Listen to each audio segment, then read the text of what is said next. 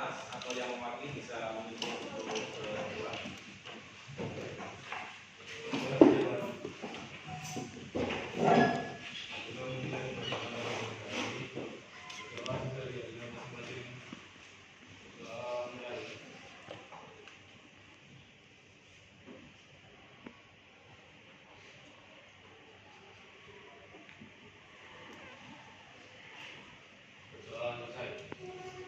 Oke, terima kasih. Sebelum kalian mulai pelajaran seperti biasa, silakan berdoa sesuai dengan kemarin yang sudah kita sepakati bersama. Baca syahadat 3 kali bagi yang muslim.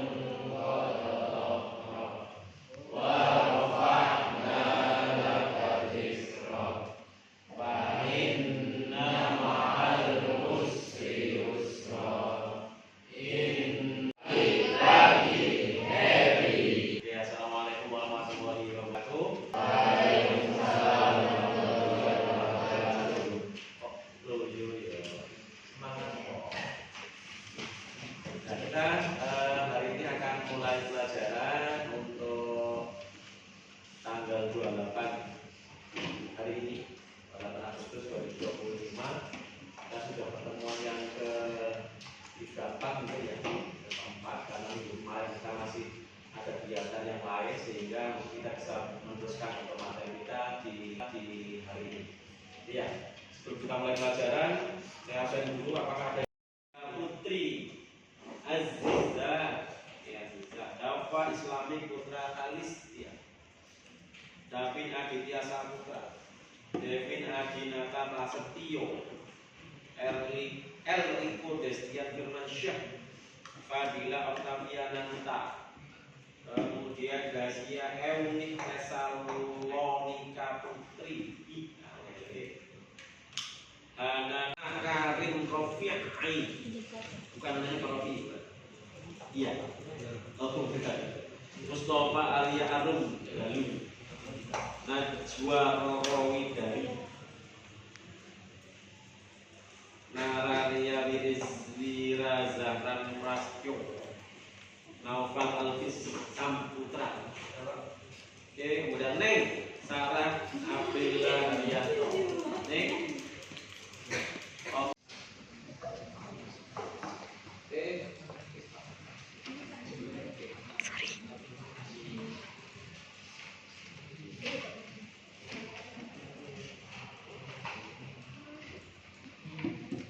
Kemarin kalian sudah belajar banyak hal, mulai dari operator, kemudian variabel, konstanta, gitu ya, sampai dengan tipe data. Harapan saya kemarin yang sudah kamu pelajari kemarin itu sudah menancap dalam angan-angan atau benak kalian. Karena apa? Itu sebagai fondasi kalian untuk melangkah di materi-materi berikutnya. Begitu ya.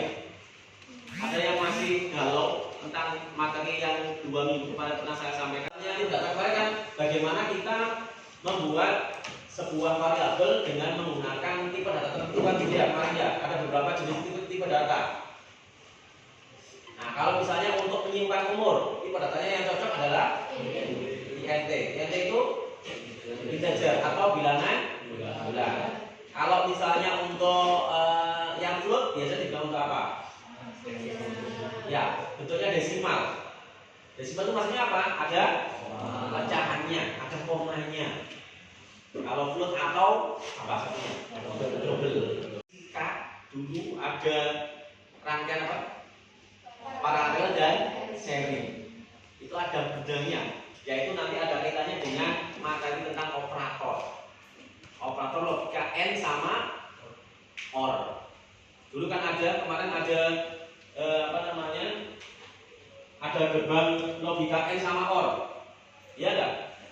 Yang ada kasus tadi disimbolkan, digambarkan pada baris yang ke 4 dan 5. Tambah kan? Yang ini hanya spasi aja supaya ada bedanya antara ini sama ini. Baru nanti simbol input.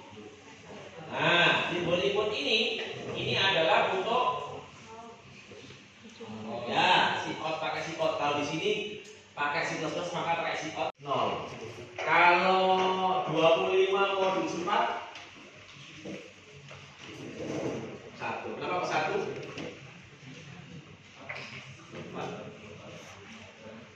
24 berapa? 25 bagi 4. Kamu bilang tadi 1 itu. Kenapa kok 1 gitu? Nah, karena 6 dikali 4 adalah 24. Sisanya 1. Paham ya Pak ya? Kalau kamu Mas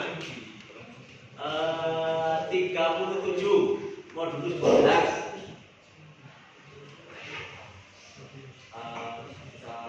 bisa 1. Kenapa kok 1? Ada yang bermasalah dengan modulus? Betul ya? Jadi kalau misalnya ada 30 kalian belajar hanya 3 ini saja. Yang pertama adalah algoritma dengan spesial atau bentukan. Kemudian ada algoritma yang bentuknya percabangan atau pilihan. Seperti gambarnya, ada mobil, kemudian ada belokannya, milih mau lurus atau belok kanan. Kalau yang ini yang pertama spesial berurutan, mulai dari awal sampai akhir. Ya, ceng sudah nggak bisa, ya sekalian nyebrol sekalian. Ya. Toh nanti pada saat kalian merasa di dalam RPL ini kalian merasa nggak suka di coding, nggak suka di back end, kalian nanti bisa pilih mau front end atau back end. Atau mungkin kalian kalau suka game nanti bisa milih yang game.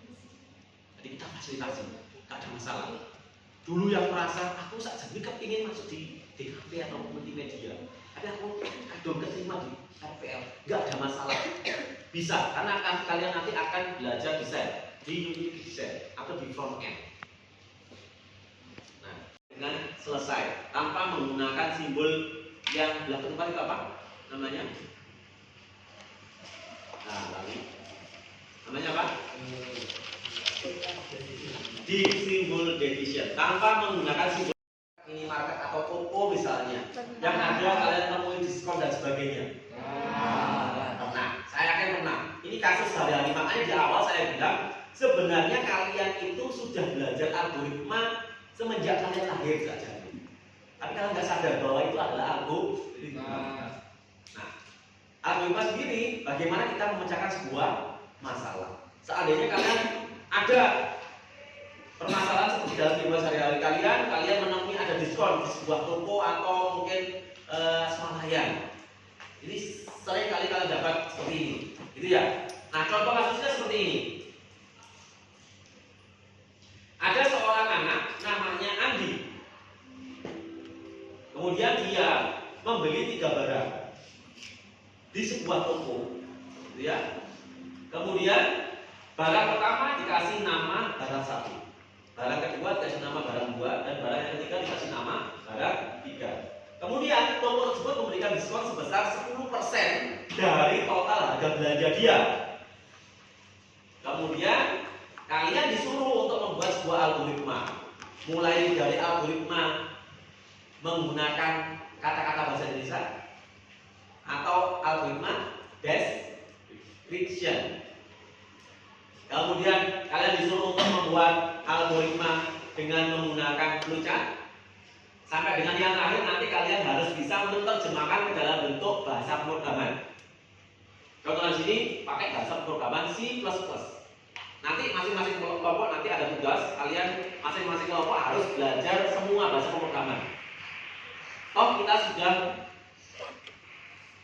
sudah banyak hal yang bisa kalian buat dengan berbagai macam bahasa. Intinya kalian mau pakai bahasa pemrograman apapun, pertama deklarasikan variabel. Mulai dari barang 1, barang 2, barang 3 dan seterusnya. Tadi yang kalian bilang bahwa menggunakan tipe data integer. Kemudian kalian buat juga variabel total harganya berapa sebelum didiskon. Kemudian baru diskonnya berapa? Tadi berapa persen? 10%. Kemudian total barangnya berapa? menggunakan tipe data float atau integer, terserah kalian mau apa. Kalau ada komanya maka nanti pakai float. Kalau nggak ada komanya berarti pakai integer. Kemudian input harga barang, karena harga barangnya ada inputan. Terserah user mau inputkan harga barang pertama, kedua, ketiga berapa. Ya 10.000 atau kedua 20.000 atau ketiga 100.000 bisa terserah. Kita menggunakan nanti simbol input. Kemudian berikutnya hitung total. Nah, hitung total harga dan barang dan seterusnya ini. Menggunakan rumus ini. Menggunakan simbol apa nanti? Apa tadi? Yang tadi barusan ngomong proses. Nanti ini pakai simbol proses. Lalu nanti di sini juga hitung diskon. Ini juga pakai simbol proses juga. Kemudian hitung total bayar sama dengan total harga dibagi diskon. Proses juga. Jadi tiga ini boleh kamu gabung menjadi satu buah simbol proses. Boleh. Kamu gambar sendiri-sendiri juga boleh. Jelas ya? Kemudian baru ditulis tampilkan total diskon dan total bayar. Harga perlu tampilkan enggak? Harga 1, harga 2, harga 3. Iya, kalau mau iya enggak apa-apa. Tampilkan juga, terserah. Kalian tadi pakai simbol pensil. Ya. Lalu nanti terakhir yang ke-8 adalah selesai. Ini kalau diterjemahkan dari kasus yang tadi menggunakan kalimat bahasa Indonesia atau deskripsi bahasa Indonesia. Pakai bahasa Inggris nggak mau silakan. Tapi kalian harus cinta Indonesia maka harus pakai bahasa Indonesia dulu ya. Iya. Oke. Kemudian baru yang berikutnya adalah simbol proses. Nah, proses ini saya jadikan satu semua. Mulai dari proses menghitung total harganya berapa, kemudian diskonnya berapa, sampai dengan nanti total bayarnya berapa. Setelah bayar di diskon seperti itu, baru nanti di outputkan. Tadi di soal yang di outputkan apa? Total harga, diskon sama total bayar. Mau harga 1, harga 2, harga 3 diinputkan juga nggak ada masalah. Outputkan juga nggak ada masalah. Kamu tulis juga di sini semuanya. Pakai simbol pen lalu selesai. Oke, menurut kalian lebih mudah yang mana? Antara yang ini pakai deskripsi atau yang ini pakai simbol flowchart. Ya, dua-duanya mudah. Ya, dua-duanya mudah. Karena apa? Sederhana manusia. Kasus tadi disimbolkan, digambarkan pada baris yang ke-4 dan 5. Gampang kan? Yang ini hanya spasi aja supaya ada bedanya antara ini sama ini. Baru nanti simbol input. Nah, simbol input ini adalah untuk ya sikot, pakai sikot. Kalau di sini pakai C++ maka pakai sikot. Baris ke-21 sampai dengan ke-24. Paham ya? Paham. Nanti kasus harus katakan kelompok. Silakan nanti dibuat kelompok, masing-masing kelompok isi ada 5 orang. Nanti dibagi aja. Siapa yang mengerjakan dalam bentuk diskusi, siapa yang mengerjakan dalam bentuk flowchart, siapa yang mengerjakan dalam bentuk bahasa pemrograman. Tapi bahasa pemrograman masing-masing kelompok beda-beda. Ada yang pakai PHP, ada yang pakai C#, ada yang pakai C++, ada yang pakai Python, ada yang pakai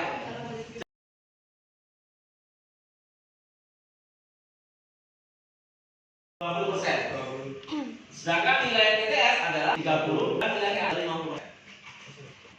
Oke, ini rumusnya. Hasilnya nanti kalian sini di itu untuk pekerjaannya. Itu untuk pekerjaannya.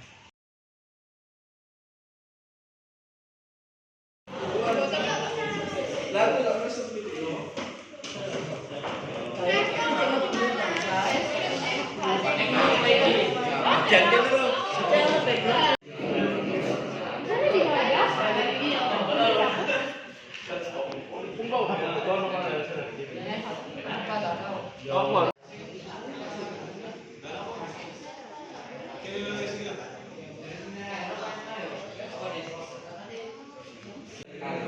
Kan itu cuma contoh itu.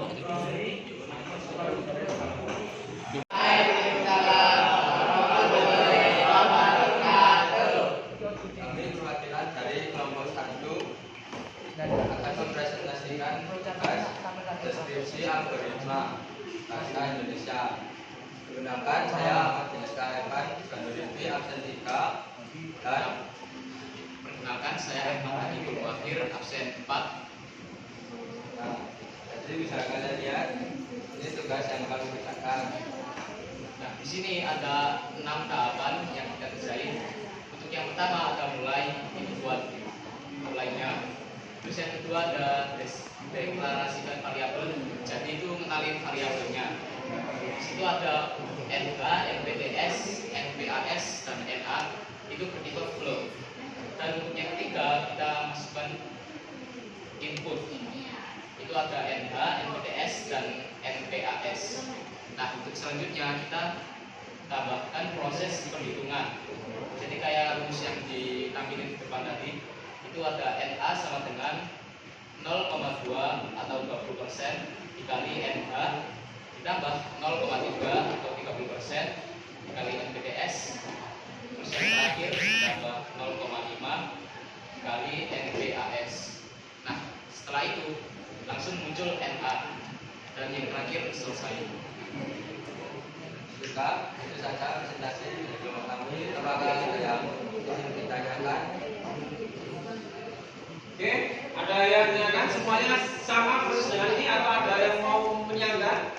Ada yang kurang dari yang sudah disampaikan sama kelompok 1? Karena di deskripsi ini semuanya sama, ya harus sama semua, sama dengan nanti yang kelompok berikutnya yang bersangkutan flowchart harus sama. Kalau ini sudah berbeda, maka nanti hasilnya di bahasan programan kalian juga akan berbeda. Silakan. Sama persis semuanya dengan ini, mulai dari kata-kata mulai. Sudah ada? Ada kan? Kemudian berikutnya ada deklarasi variabel, mulai dari NH, NPTS, NPAS, NA dengan menggunakan tipe data float. Ada yang pakai tipe data yang lain? Double boleh, float boleh, atau pakai integer juga boleh. Tapi untuk Python atau mungkin PHP tidak dideklarasikan tipe datanya, betul nggak? Iya, karena dia secara otomatis akan mengetahui dia tipe datanya apa, kayak gitu bahasa programnya. Dan berikutnya inputnya apa? Ya, ada NH, NPTS, dan NPAS. NA diberikan apa enggak? Tidak. Ada yang NA digunakan sebagai inputan? Berarti enggak mikir. Ya enggak? Karena apa? NA itu kan digunakan untuk output, nanti hasilnya yang diinginkan seperti itu NA. NA itu hasil akhirnya. Jelas ya? Oke.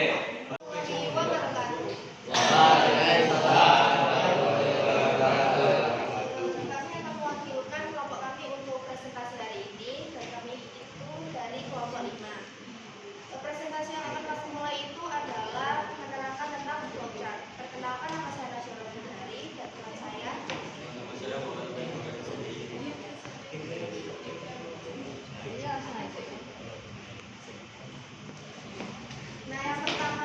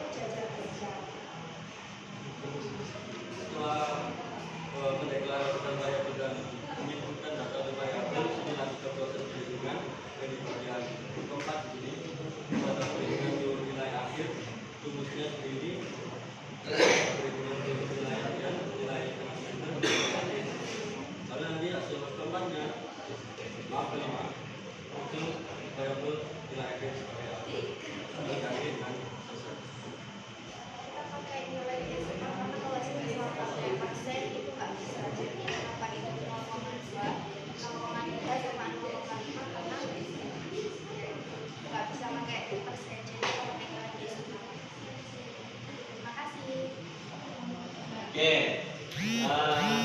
Kelompok 5 saya tanggapi.